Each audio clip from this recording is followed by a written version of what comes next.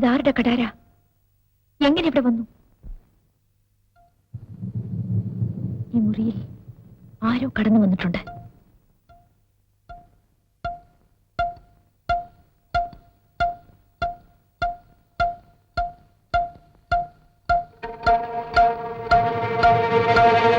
നിങ്ങൾ ആരാണ്?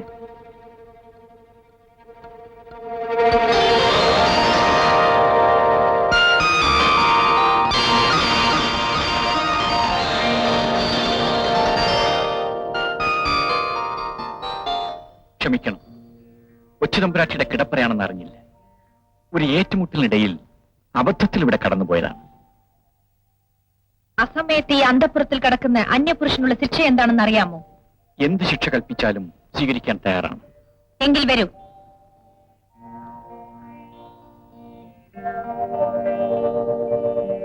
ഇരിക്കൂ. ഇരിക്കാൻ. ഈ കഠാര ഞാൻ നെഞ്ചിൽ കുത്തിയിറക്കിയാൽ കൊച്ചുതമ്പുരാട്ടി മരിക്കും. ആ നെഞ്ചിൽ കുത്തിയിറക്കിയാൽ എന്നാ ചോദിച്ചത്. കൊച്ചുതമ്പുരാട്ടി മരിക്കുമെന്ന് തന്നെയാണ് ഞാൻ പറഞ്ഞത്. അതെങ്ങനെ? അന്ന് കോട്ടവാതിക്കൽ നിന്നും യാത്ര പറഞ്ഞത് മുതൽ കൊച്ചുതമ്പുരാട്ടി എന്റെ നെഞ്ചിൽ കുടിയിരിക്കുകയാണ്. അപ്പോ കുത്തേൽക്കുന്നത് ആർക്കായിരിക്കും? അന്തഃപുരത്തിൽ കടന്നതോ തെറ്റ്. അതിനേക്കാൾ വലിയ അവിവേകമാണ് ഞാൻ പറഞ്ഞത്. പക്ഷേ സത്യം മറച്ചു പിടിക്കാൻ എന്റെ മനസ്സ് അനുവദിക്കുന്നില്ല. കൊച്ചുതമ്പുരാട്ടിയുടെ സ്ഥിതിയും അതുതന്നെയാണ്. ഊർമിളെ, പോയി പാല് കൊണ്ടുവരൂ. അമൃതത്തെ കഴിഞ്ഞതല്ലേ? എനിക്കല്ല. പിന്നെ പോയി പാല് കൊണ്ടുവരാനാ പറഞ്ഞത്.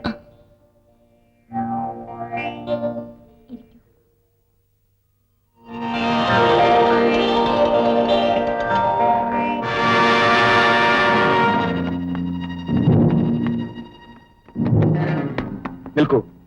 നിങ്ങൾ അന്തഃപുരത്തിൽ കയറണ്ട. മറ്റുള്ള മുറിയിൽ കയറി നോക്കൂ. അവന് വിടരുത്. എവിടെ എവിടെ? ആ പാപത്തിന്റെ അടി. ആ ചുവരിന്റെ ഇടയിൽ കയറിപ്പോയി. ഓട്ടെ.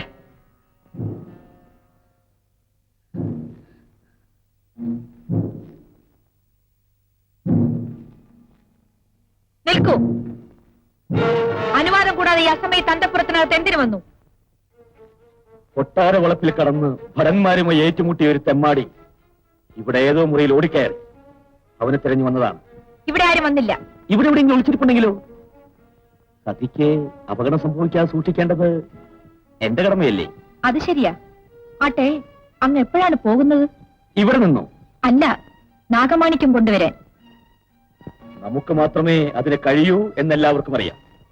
പക്ഷേ നാം പോയാൽ നാടിന്റെ ഗതി എന്താകും? നാളെ സ്വരൂപം നിലനിർത്തേണ്ടത് നാം ആയിരിക്കണമെന്നാണ് തമ്പുരാന്റെ ആഗ്രഹം. വാക്കിലുള്ള വീര്യം വാള് വീശുമ്പോഴും ഉണ്ടോ? സതി എന്താ അങ്ങനെ ചോദിച്ചത്? ശക്തനായ ഒരു എതിരാളി വന്നാൽ വാള് ഉപേക്ഷിച്ചിട്ട് ഓടിക്കളയുമെന്ന് തോന്നി.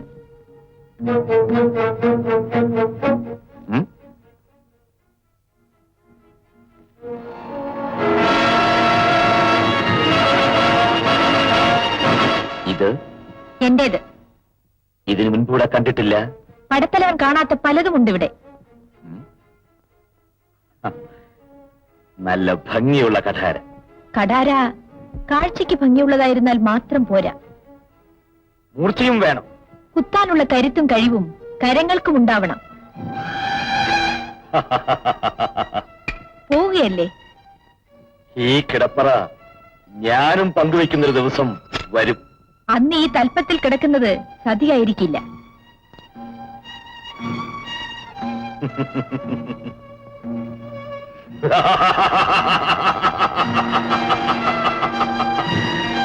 അടിയൻ ഭയന്നുപോയി. നീ തേളുന്ന ശബ്ദമുണ്ടാക്കിയപ്പോഴേ എനിക്ക് മനസ്സിലായി. പാവം, യാത്ര പറയാൻ പോലും തരപ്പെടാതെ വന്ന വഴിയെ അദ്ദേഹം പോയി. ഞാൻ ഇവിടെ തന്നെ ഉണ്ട്.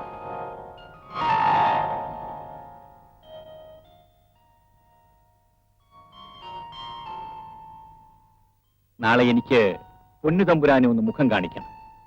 എന്റെ കഠാര. മുഖം കാണിക്കാൻ കഠാര എന്തിനാ? എന്തിനാണെന്ന് നാളെ രാജ്യകാര്യാലയത്തിൽ വെച്ച് കാണാം. ഊർമിളെ, ആ കഠാര ഇങ്ങെടുക്ക്.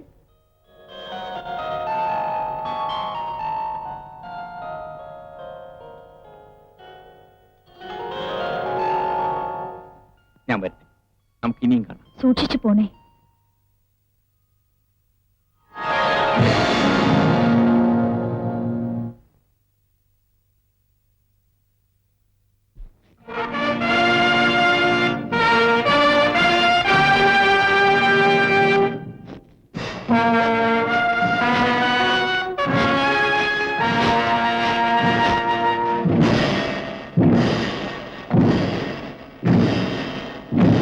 നാടുവാഴും പൊന്നുതമ്പുരാന് പ്രണാമം. ശേഷയ്യ, അടിയൻ. ആരുടെ ശബ്ദമാണ് നാം കേൾക്കുന്നത്? പൊന്നുതമ്പുരാനെ, അവിടത്തെ മുഖം കാണിക്കാൻ വന്നിരിക്കുന്ന ഈ ചെറുപ്പക്കാരനാണ് കൊച്ചു തമ്പുരാട്ടിയെ കൊള്ളക്കാലിൽ നിന്ന് രക്ഷിച്ചത്. വളരെ സന്തോഷം. നിന്റെ മുഖം കണ്ട് നിന്നെ അഭിനന്ദിക്കാൻ കഴിയാത്തതിൽ നമുക്ക് ദുഃഖമുണ്ട്. വത്സ, നീ ആരാണ്? ഈ സ്വരൂപത്തിന് വേണ്ടി ജീവൻ ബലി കഴിച്ച മണ്ണാർക്കാവ് മാടമ്പിയുടെ പുത്രൻ ജയദേവനാണ് അടിയൻ. മണ്ണാർക്കാവ് മാടമ്പിയുടെ മകനോ? അതേ തമ്പുരാനെ, പണ്ട് അങ്ങ് അടിയന്റെ അച്ഛന് കൽപ്പിച്ച് സമ്മാനിച്ച കഠാരയാണിത്. പൊന്നുതമ്പുരാനെ,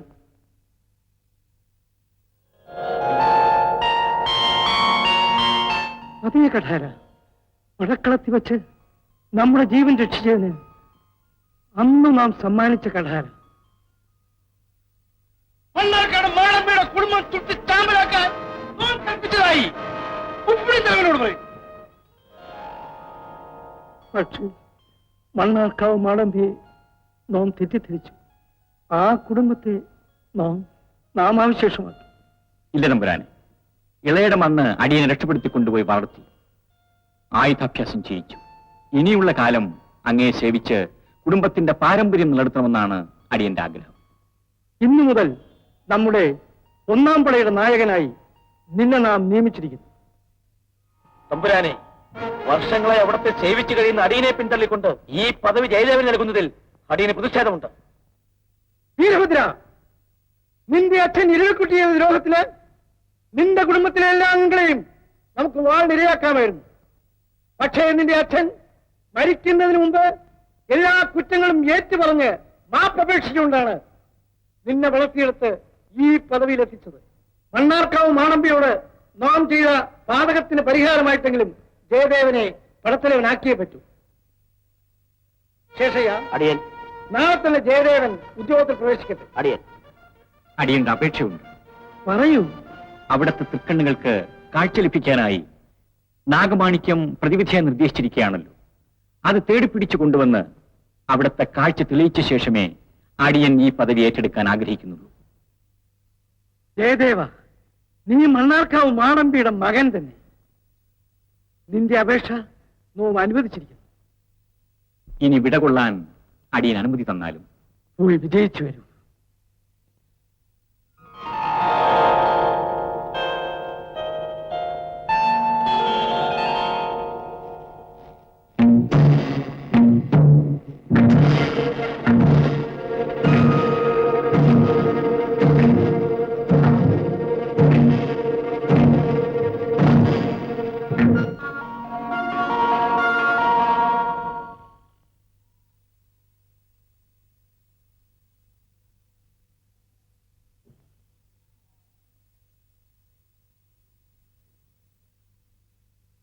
ഈ അസമയത്ത് ഇവിടെ വരണമെന്ന് തോഴിയോട് കൽപ്പിച്ചയച്ച എന്തിനാണാവൂ? കാണാൻ, അഭിനന്ദിക്കാൻ. മണ്ണാർക്കാവ് മാടമ്പിയുടെ മകനാണെന്ന് എന്തേ നേരത്തെ പറയാഞ്ഞത്? സമയം വരട്ടെ എന്ന് കരുതി. നാഗമാണിക്യം തേടി ഉടൻ പോവുമോ? എത്രയും വേഗം. വിജയിച്ചു വരണം. പരദേവതയും ഒരു കാരണവന്മാരും അനുഗ്രഹിക്കട്ടെ. ആ കഠാര എങ്ങ് തന്നേക്കൂ. എന്തിന്? ഓർമ്മയ്ക്ക് സൂക്ഷിക്കാൻ.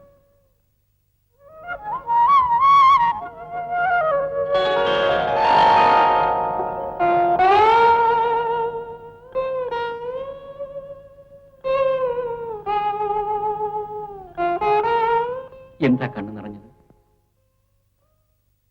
ഒന്നുമില്ല. കണ്ട നാൾ തൊട്ട് സ്വന്തമാണെന്ന് തോന്നി.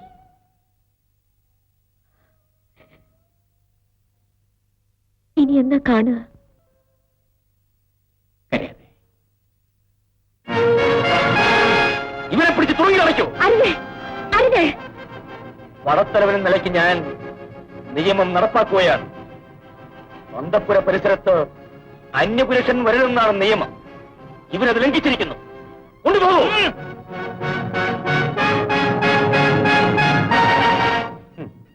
കൊച്ചുതമ്പുരാട്ടി, ഈ കഠാര കിടപ്പറയിൽ എങ്ങനെ വന്നുവെന്ന് ഇപ്പോൾ എനിക്ക് മനസ്സിലായി.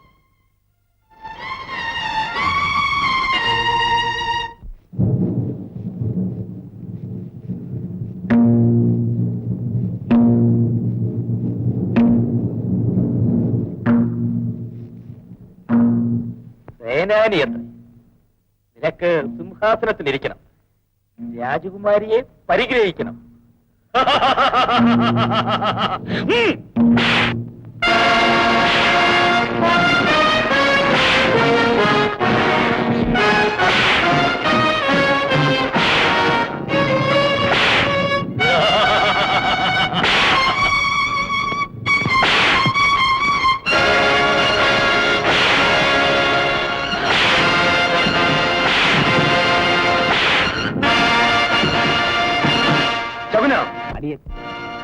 ഇവൻ അഴിച്ചുകൊണ്ടുപോയി ഇരുട്ടറയിൽ തള്ളു. ആ വിപ്ലവരുടെ കൂട്ടത്തിൽ ഇവനും അവിടെ കിടന്ന് ചാകട്ടെ.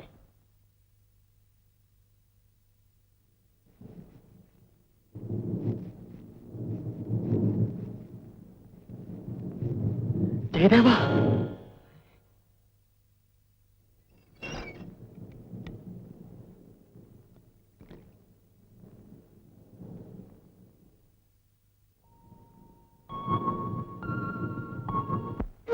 രാജദ്രോഹം, മാപ്പ് കൊടുക്കാൻ കഴിയാത്ത കൊടിയ കുറ്റം. ഞാനാണച്ച അദ്ദേഹത്തെ കുറിയോല കൊടുത്ത് വിളിപ്പിച്ചത്. തെറ്റ് ഞാനാണച്ച ചെയ്തത്. ശബ്ദിക്കരുത്. അമ്മയില്ലാത്ത നിന്നെ നോം അതിരറ്റ് താലോലിച്ചു. അന്ധനായ നമ്മുടെ വെളിച്ചമാണ് നീ എന്ന് കരുതി. പക്ഷേ നീ നിലനിർന്നു. അന്തസ്സും അഭിമാനവും വിട്ടു. ഈ സ്വരൂപത്തിന് തന്നെ തീരാ കളങ്കം വരുത്തി. മൺമറഞ്ഞ മാടമ്പിയോട് നോം ചെയ്ത പിഴയോർത്ത് മകനെ നാം മാനിച്ചു. പക്ഷെ അവൻ നന്ദികേടാണ് കാണിച്ചത്. നാളെ ഉദയത്തിന് മുമ്പ് അവന്റെ ശിരച്ഛേദം ചെയ്യുവാൻ നോം കൽപ്പിച്ചു. അങ്ങേക്ക് വീട്ടിൽ പോയി കിടന്ന് ഉറങ്ങാമല്ലോ. അകത്ത് കിടക്കുന്ന രണ്ടും വേന്ദ്രന്മാരാ. അവന്മാരവിടെ കിടന്ന് ചത്ത് ശവവും കൊണ്ടേ ചെല്ലാവുന്ന ഉത്തരവ്. വീരഭദ്രൻ തിരുവേനി രാജാവാകുമോ? എന്താ സംശയം? പൊന്നുതമ്പുരാന്റെ കാലം കഴിഞ്ഞാൽ പിന്നെ ആരാ ഭരിക്കുന്നത്? അങ്ങു നന്ന് മന്ത്രിയാകുമായിരിക്കും. പിന്നല്ലാതെ. വകുപ്പേത് വേണമെന്നാണ് എന്റെ ഇപ്പോഴത്തെ ആലോചന. വിദ്യാഭ്യാസം മതിയേ. പോടാ പട്ടി. വിദ്യാഭ്യാസം കാരണം കൈക്കൂലി കിട്ടൂടാ. ഞാൻ മരാമത്തെടുക്കും. മരാമത്തു മന്ത്രി, മാടമ്പറമ്പിൽ മശുനൻ, ശകുനൻ. നമുക്ക് എങ്ങനെയെങ്കിലും ഇവിടെ രക്ഷപ്പെടണം. കാലന്മാരെല്ലാം കണ്ണിൽ എണ്ണയും കുടിച്ച് പുറത്ത് കാവല് നിൽക്കുകയാണ്. എന്ത് ചെയ്യും? നമുക്കൊരു തന്ത്രം പ്രയോഗിച്ചാലോ? എന്താ?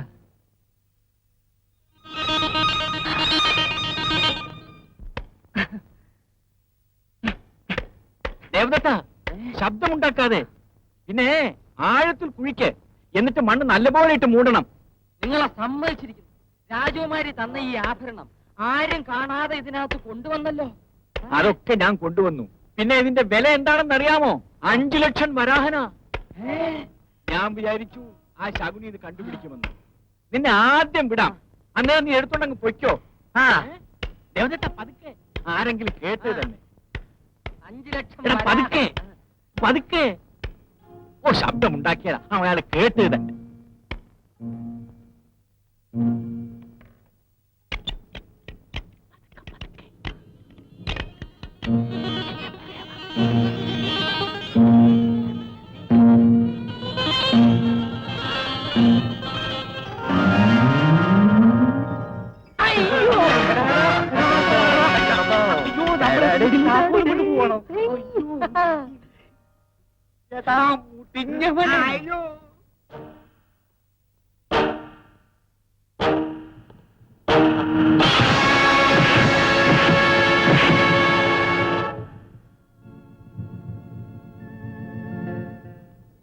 കൊച്ചുതമ്പുരാട്ടി, ഇനി ചിന്തിച്ച് ചുട്ടെറിഞ്ഞിട്ട് എന്ത് ഫലം? എല്ലാം ദേവിയുടെ ഇച്ഛയാണെന്ന് സമാധാനിക്കൂ.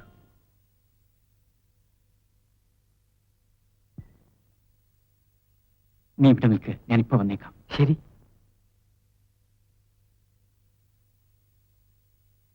അദ്ദേഹത്തിന്റെ ശിരസ്. കരയാതിരിക്കൂ, ഞാൻ ഇരട്ടറയിൽ പോയി അവിടുത്തെ സ്ഥിതിഗതികൾ അറിഞ്ഞിട്ട് വരാം. അതിന്റെ ആവശ്യമില്ല.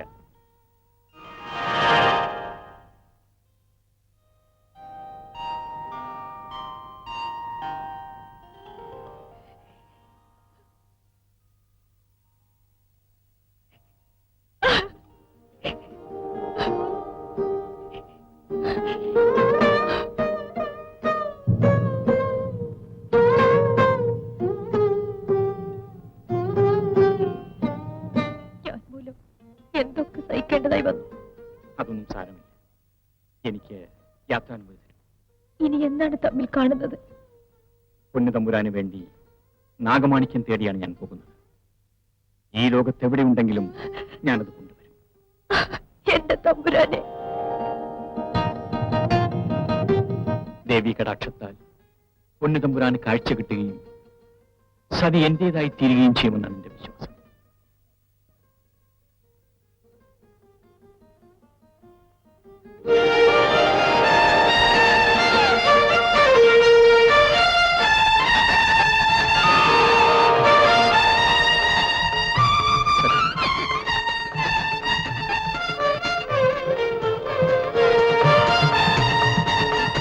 നേരം പുലരാണ്. ഇത് ഞാൻ കണ്ടേ. നാഗമാണിക്യവുമായി ഞാൻ വരും. ആ നല്ല ദിവസത്തിനായി ഞാൻ പ്രാർത്ഥനയോടെ കാത്തിരിക്കും.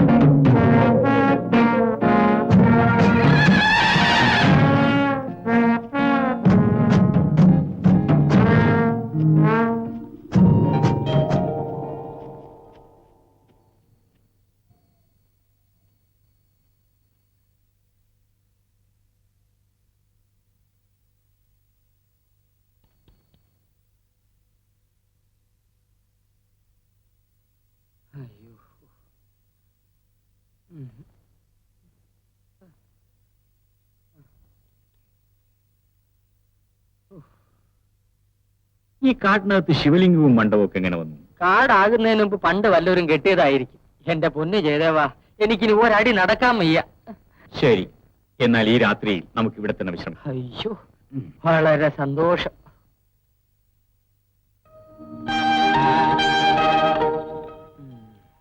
ഇന്ന് പൗർണമിയാണെന്ന് തോന്നുന്നു. ഛെ,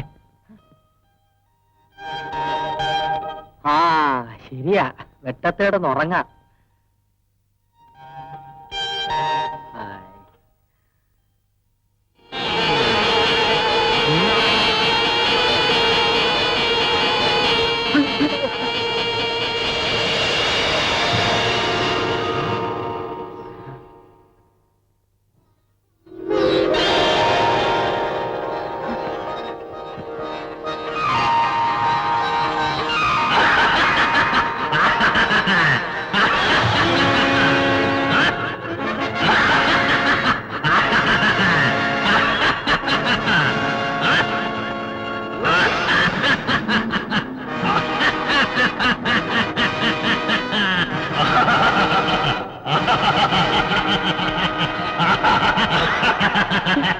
നാഗാസുര, ഞാൻ ആരാണെന്ന് അറിയാമല്ലോ.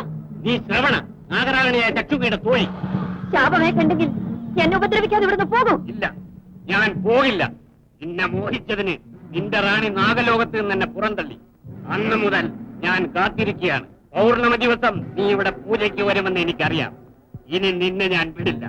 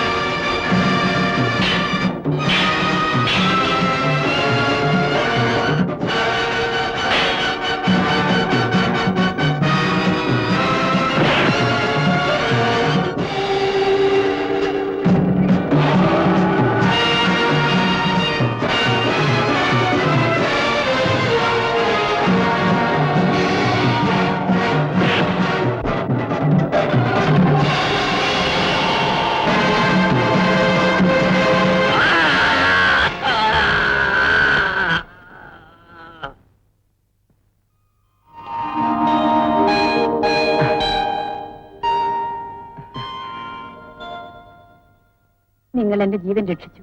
ഞാൻ എന്ത് പ്രത്യുപകാരമാണ് ചെയ്യേണ്ടത്? നാഗലോകത്ത് നിന്നല്ലേ വരുന്നേ? അതെ, അവിടെ നാഗമാണിക്കുമുണ്ടോ? ഉണ്ട്. എവിടെയാണ് ഇരിക്കുന്നത്? നാഗരാണിക്ക് മാത്രമേ അതറിയൂ. ഞങ്ങളുടെ മഹാരാജാവിന്റെ കാഴ്ച വീണ്ടെടുക്കാൻ നാഗമാണിക്യം തേടി ഇറങ്ങിയതാണ് ഞങ്ങൾ. നിങ്ങളെ നാഗലോകത്തേക്ക് കൊണ്ടുപോകാൻ എനിക്ക് നിവൃത്തിയില്ല. പിന്നെ എന്ത് ഉപകാരമാണ് കൊച്ചേ?